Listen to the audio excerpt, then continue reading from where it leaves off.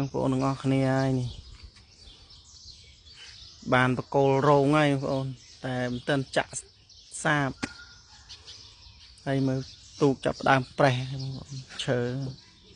ចាប់ដើមប្រេះហើយបងប្អូននេះស្ដាយទូកដែរបើមិនដឹងធ្វើម៉េចទេបងប្អូនជាទាសជ័យបារមីភ្នំបំណន់ស្ដាយទូកដែរបងប្អូនហើយនឹងធ្វើម៉េចមើលបងប្អូនប្រេះ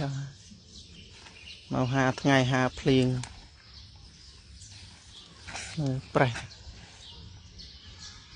អស់ហើយបងប្អូនអើយហើយថ្នាំក៏ទៅសាកអស់ដែរបងប្អូនថ្នាំហើយនៅក្នុងវាវិញដោះអីអស់ខ្លះហើយបងប្អូន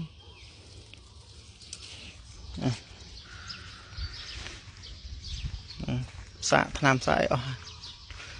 ហើយណាប់ហើយណាប់មើលទៅលេងកើតអត់ឆ្នាំនេះស៊ូ